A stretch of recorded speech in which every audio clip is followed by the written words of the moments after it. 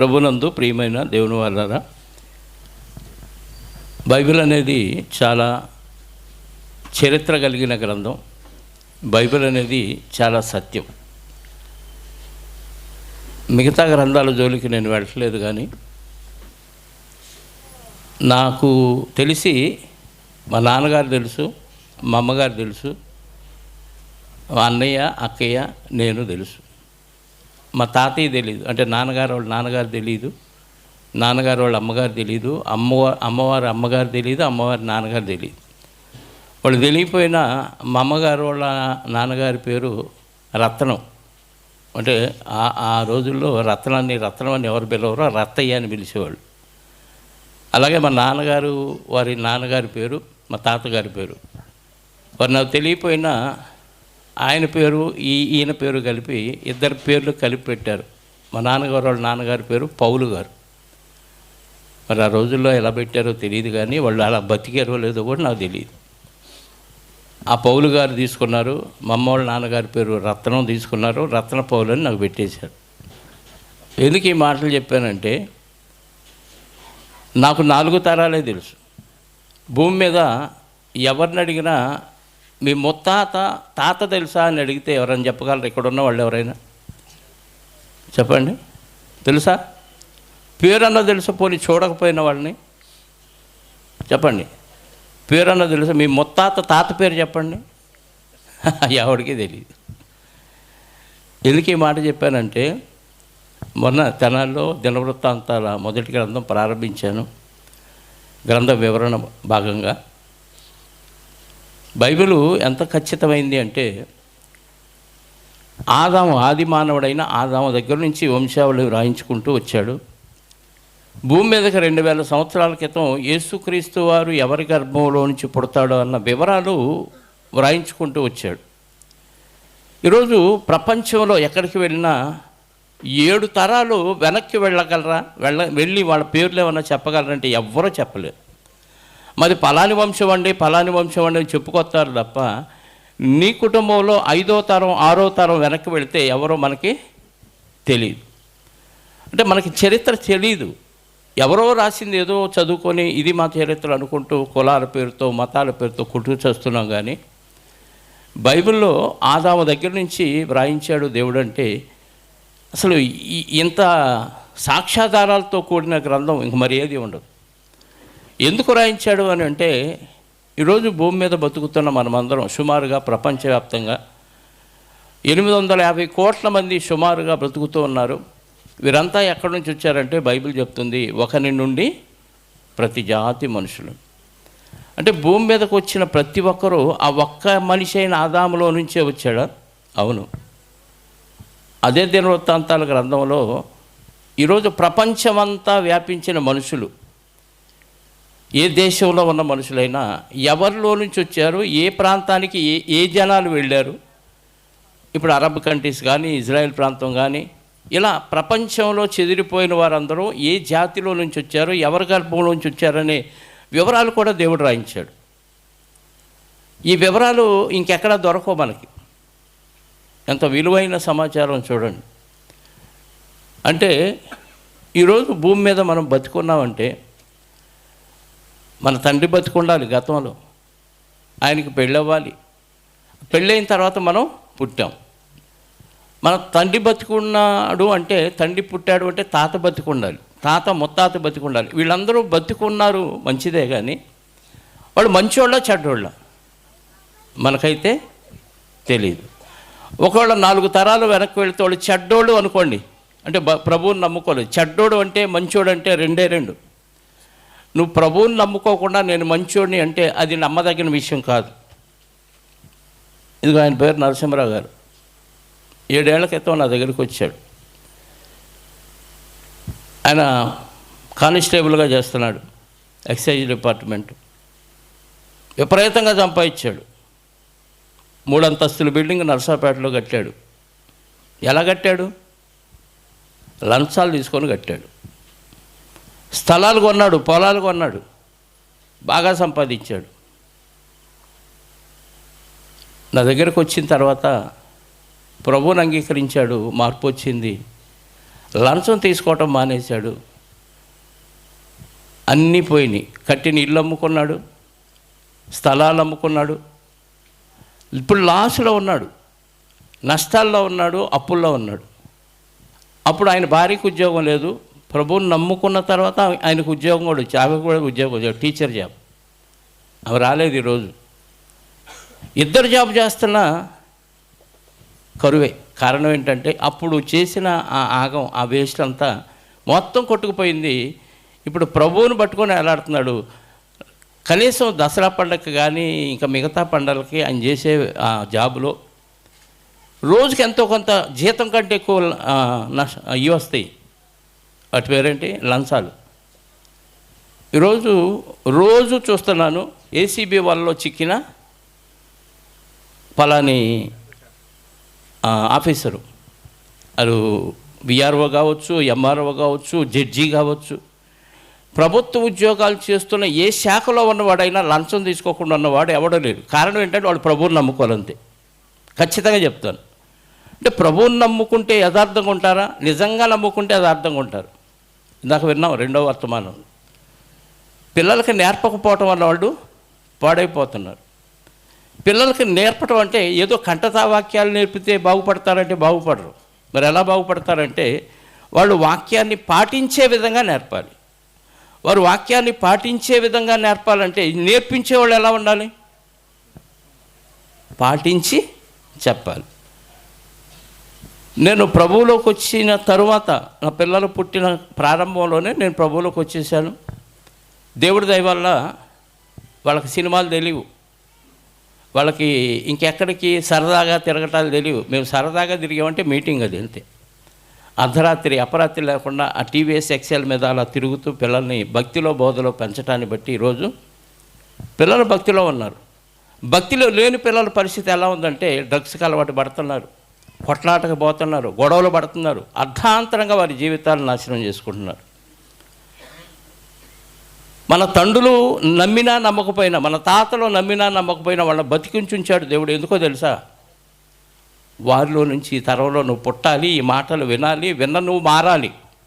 మారి నీ తర్వాత తరానికి నువ్వు వాక్యాన్ని బోధిస్తూ వాక్యానుసారంగా బతుకుతూ తర్వాత తరాల్లో వాళ్ళని దేవుని కొరకు బతికే విధంగా తయారు చేయటానికే ఈరోజు నీకు నాకు బతుకునిచ్చాడు. ఏదో పుట్టామా, బతికామా, తిన్నామా, పడుకున్నామా, లేచామా అంటూ పోతే జంతువులు కూడా అదే పని చేస్తున్నాయి, పశువులు అదే పని చేస్తున్నాయి, పక్షులు అదే పని చేస్తున్నాయి. వాటికి మనకి తేడా లేదా? తేడా చాలా ఉందండి. ఏంటా తేడా అంటే దేవుని స్వరూపం, దేవుని పోలికలో పుట్టించాడు మనల్ని, కన్నాడు దేవుడు. దేవుని పిల్లలు మనందరం. దేవుని పిల్లలు దేవునికి తగ్గట్టుగా బతకకుండా దెయ్యానికి తగ్గట్టుగా బతుకుతుంటే ఎక్కడికి పంపిస్తాడు చెప్పండి మరణం తర్వాత?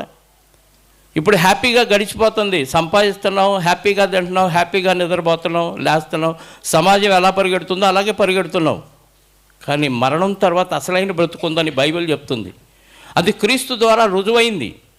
2000 సంవత్సరాల నుంచి ఎంతోమంది కఠినాత్ములు, హత్యలు చేసిన వారు, హంతకులు, దోపిడీదారులు, వ్యభిచారులు, తాగుబోతులు, ఎంత పనికిమాలిన వారు మారారు. మనకు చరిత్ర చూస్తే అర్థమవుతుంది ప్రియులారా. ఈ సందర్భంలో నేను చెప్పాలనుకుంది ఏంటంటే మన తాత ముత్తాతలు తప్పులు చేసినా వారు నమ్మకపోయినా బతికించింది వారి గర్భాల్లో నువ్వు ఉన్నావు. మీ ముత్తాతకి మీ తాత పుట్టాలి, మీ తాతకి మీ నాన్న పుట్టాలి, మీ నాన్నకి నువ్వు పుట్టాలి. వారందరినీ కాపాడిన ఉద్దేశం మనకు అర్థమైతే ఇంతమందిని దేవునికి అవిధేయులుగా ఉన్నా, దేవునికి మనస్తాపాన్ని కలిగిస్తున్నా, దేవుడి మనసు నొప్పిస్తున్నా వారిని ఓర్చుకుంటూ కాపాడాడు. ఇప్పుడు కూడా మనల్ని కూడా ఓర్చుకోవాలా? ఇంత జ్ఞానం మునుపు లేదు, బైబిల్ జ్ఞానం. ఇంత చక్కగా బైబిల్లోని విషయాలన్నీ విశదీకరించి బోధించే బోధకులు ఒకప్పుడు కరువయ్యారు.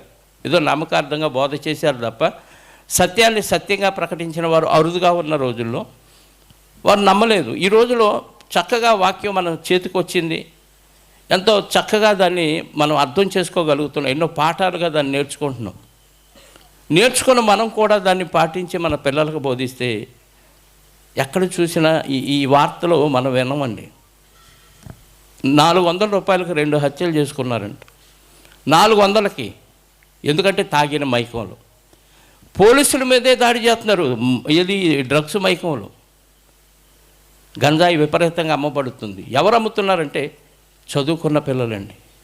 లంచాలు ఎవరు తీసుకున్నారు? బాగా చదువుకొని గవర్నమెంట్ జీతాలు పొందుతున్న వాళ్ళు చాలక లగ్జరీస్కి అలవాటు పడి లంచాలు తీసుకొని దొరికిపోతున్నారు. దొరుకుతున్నారని తెలిసి మళ్ళీ తీసుకుంటారంటే ఆ లగ్జరీ అలా అలవాటు చేసింది వాళ్ళకి. మనం దొరకంలే అనుకుంటారు. పిల్లంట కళ్ళు మూసుకొని పాలు తాగితే ఏమంటుంది? నన్ను ఎవరు ఆ దొరికేదాకా ఎవరో చూడరు, పోయేదాకా నువ్వు నరకం చూడవు. కనుక ప్రభునందు ప్రియమైన దేవుని పిల్లారా, దివ్యలేఖన జన్మదినాన్ని పురస్కరించుకొని మనం బతుకుతూ వాక్యానుసారంగా జీవిస్తూ మన పిల్లలను కూడా భక్తిలో బోధలో పెంచగలిగితే మన కుటుంబం అంతా ఎక్కడ ఉంటుంది? పరలోక రాజ్యంలో ఉంటుంది. అలా ఉండాలని దేవుడు కోరుకున్నాడు. నరులారా తిరిగి రండి అంటున్నాడు. కాబట్టి పరలోకానికి వెళ్ళటానికి మన వంతు కృషి మనం చేద్దాం. మనం చెప్పలేదనుకోండి, ఇందాక న్యాయాధిపతుల్లో చదివినట్టుగా ఎందుకు వాళ్ళు తప్పిపోయారు? యెహోవా ఇశ్రాయేలుకు చేసిన కార్యములనైనను ఎరుగని తరం పుట్టిందంటే తప్పు మందే. తల్లిదండ్రులు చెప్పరు. ఏం చెప్తారు? చదువుకున్నావా, ట్యూషన్కి వెళ్ళావా, స్కూల్కి వెళ్ళావా, కాలేజీకి వెళ్ళావా, ఇవన్నీ అడుగుతారు. కానీ తిన్నావా, తినలేదా, ఈరోజు ప్రార్థన చేసుకున్నావా, బైబిల్ చదివావా, సండే స్కూల్కి వెళ్ళావా, దేవుని సన్నిధికి వెళ్ళావా, ఆదివారం ఆరాధనకి వెళుతున్నావా, దేవుని కార్యక్రమాలు ఎగ్గొడుతున్నావా, సమయానికి వెళ్తున్నావా, ఎవరో అడగరు. ఇలా చేయకపోయినా నో ప్రాబ్లం. ఇవి మాత్రం ఖచ్చితంగా నేను చెప్పేదండి, భూమి మీద నువ్వు ఎంత గొప్ప చదువు చదివినా 60, 70, 80 ఏళ్ళు నీ శరీరాన్ని పోషించుకోవటానికి అది ఉపయోగపడిద్దే తప్ప మరణం తర్వాత ఈ చదువు నీతో రాదు పక్కా. దానికి కారణం ఇదిగో బైబిల్లో వంశావళి ఎక్కడి నుంచి తీసుకొచ్చాడంటే, ఎవరు గర్భంలోంచి ఎవరు వచ్చారో తీసుకొచ్చారంటే, దేవుడు ఎంత గొప్పగా దీర్ఘ ప్రణాళికను మన కళ్ళ ముందు పెట్టాడు. తర్వాత ఎవరి గర్భంలోంచి ఎవరు వెళ్తారో ఎవరికి తెలీదు. దేవుడు గర్భఫలాన్ని బహుమానంగా ఇచ్చాడు. మొదటి వర్తమానంలో విన్నాం. ఇది ఆస్తి, మనకి స్వాస్థ్యం అన్నాడు. ఈ స్వాస్థ్యాన్ని ఇక్కడే నీ ఇష్టానుసారంగా పెంచి నీ స్వాస్థ్యం నరకంలో కనపడతారా? ఈ కుటుంబం అంతా దేవునిలో ఉండి దేవునిలో ఆనందిస్తూ పరలోక రాజ్యాన్ని చేరతారు. ఈ సందర్భంలో ప్రతి ఒక్కరూ తగు జాగ్రత్తలు తీసుకొని దేవుని చిత్తాన్ని నెరవేరుస్తూ పరలోక రాజ్యంలో అందరం కలిసి ఆనందించాలన్న తపనతో ఈ మాటలు మీకు తెలియజేస్తూ నా మాటను ముగిస్తున్నాను. చిన్న ప్రార్థన చేసి ఆశీర్వాదంతో సెలవు తీసుకుందాం. పరిశుద్ధుడైన మా పరలోకపు తండ్రి, సర్వోన్నతుడా, సర్వశక్తిమంతుడా, మీ శక్తి సామర్థ్యాలు అపారం. మాటతో ప్రకృతిని కలిగించారు. ఈ బ్రహ్మాండంలో భూగోళాన్ని పెట్టి శూన్యంలో భూమిని త్రిప్పుచు అనేకమైన మాకు కావలసిన వనరులు భూమి మీద మీరు పెట్టి వీటంతటినీ ఏలమని మా పాదాల కింద భూమిని ప్రకృతిని ఉంచి ఈ ప్రకృతి మీద రాజుగా మాకు ఇచ్చిన అధికారాన్ని బట్టి స్తోత్రాలు. అంత మాత్రమే కాక తప్పిపోయిన బాటసారులుగా, దారి తెలియని గమ్యం తెలియని గుడ్డివారుగా మేము బతుకుతున్నప్పుడు మీ కుమారుడైన క్రీస్తు ద్వారా ఒక వెలుగును మాకు చూపించి ఆ వెలుగు పరలోక రాజ్యానికి చేర్చే వెలుగన్న విషయాన్ని మీ వలన విశ్వాసం ద్వారా మాకు అనుగ్రహించి ఆ వెలుగులో ప్రవేశించే మహాభాగ్యాన్ని మాకు అనుగ్రహించారు. ఇదిగో నాయన, ఈరోజు భూమి మీద ఎంతోమంది పుట్టుకొస్తున్నారు. అందులో భాగంగా మరి సంవత్సరం క్రితం దివ్యతేజాన్ని, జాహ్నవిని మీరు ప్రేమించి ఇచ్చిన మొదటి గర్భఫలం దివ్య లేఖనాన్ని బట్టి మీకు స్తోత్రాలు. ఆ బిడ్డను మేము భక్తిలో బోధలో పెంచుతూ లోక జ్ఞానము కంటే ఎక్కువగా మీ జ్ఞానాన్ని ఆ బిడ్డకు నేర్పిస్తూ మేము బతుకున్నంతకాలం ఆ బిడ్డ భవిష్యత్తు కొరకు ప్రయాసపడి ఇలా అనేక మంది బిడ్డల భవిష్యత్తు కొరకు ప్రయాసపడే భాగ్యాన్ని మాకు అనుగ్రహించినందుకు స్తోత్రాలు చెల్లిస్తూ మీ వాక్యమైన మీ పిల్లలు కూడా అదే రీతిలో ముందుకు సాగటానికి మంచి మనస్సును వారికి అనుగ్రహించండి. అలాగే తండ్రి, మరి జ్యోత్స్న యొక్క జన్మదినాన్ని కూడా మీరు జరిపించినందుకు మీకు క్రీస్తు ద్వారా కృతజ్ఞతలు చెల్లిస్తూ 11 సంవత్సరాలు మీ యొక్క కాపుదల్లో ఆ బిడ్డను భూమి మీద కాపాడి 12వ సంవత్సరం అనే దయా కిరీటాన్ని జ్యోత్స్నకు మీరు అనుగ్రహించారు. అందును బట్టి స్తోత్రాలు. ఒకప్పుడు మీలో లేని ఆ పానయ్య మరి ఈ మధ్య బాప్తీసం తీసుకున్నాడు నాయన. ఆ బిడ్డ మరి తన కుమార్తెకు మాదిరికరమైన జీవితాన్ని అనుసరిస్తూ తల్లి తండ్రి ఇద్దరూ కలిసి ఆ బిడ్డను మీ యొక్క భక్తిలో బోధలో పెంచగలిగే సామర్థ్యాన్ని భక్తిని వారికి అనుగ్రహించండి. అలా వచ్చిన బిడ్డలందరినీ బట్టి మీకు స్తోత్రాలు చెల్లిస్తూ మరి అనేక మంది దూర ప్రాంతాల నుంచి వచ్చారు నాయన, సురక్షితంగా వారి కుటుంబాలకు చేర్చండి. ఏ ఒక్కరూ ఎలాంటి ప్రమాదానికి గురి కాకుండా వచ్చిన ప్రతి ఒక్కరిని మంచి ఆరోగ్యంతో వారి కుటుంబాలకు చేర్చమని కోరుకుంటూ, తండ్రి వచ్చిన వారందరూ చక్కగా ప్రేమ విందును ఆరగించి తిరిగి వారి గృహాలకు చేరి రేపటి దినాన ఆదివారమున పునరుద్ధానాన్ని, మీ కుమారుడు పునరుద్ధానాన్ని జ్ఞాపకం చేసుకుంటూ ఆయన శరీరంలోనూ రక్తంలోనూ పాలు పొందే ధన్యత ప్రతి బిడ్డకు ప్రసాదించమని కోరుకుంటూ, వచ్చిన వారి అందరిని బట్టి సంతోషిస్తూ, జరిగించిన కార్యక్రమాలు మంచి వాతావరణాన్ని అనుగ్రహించి మీరు జరిగించినందుకు క్రీస్తు ద్వారా మీకు కృతజ్ఞతాస్తుతులు చెల్లిస్తూ, మా రక్షకుడు నీ ప్రియకుమారుడైన యేసుక్రీస్తు వారి యొక్క కృతజ్ఞత కలిగిన నామములో ప్రార్థించి అడిగి వేడుకొనుచున్నాను పరలోకపు తండ్రి, ఆమేన్. మనందరి కన్న తండ్రి అయిన దేవుని ప్రేమ, ఆయన ప్రియ కుమారుడైన యేసుక్రీస్తు వారి కృప, పరిశుద్ధాత్మ యొక్క అన్యోన్య సహవాసము ఇప్పుడు ఎల్లప్పుడూ సకల పరిశుద్ధులకు సదాకాలము తోడయ్యుండి నడిపించుడుగాక. ఆమేన్. ఆమేన్. అందరికీ యేసుక్రీస్తు నామములో వందనాలు.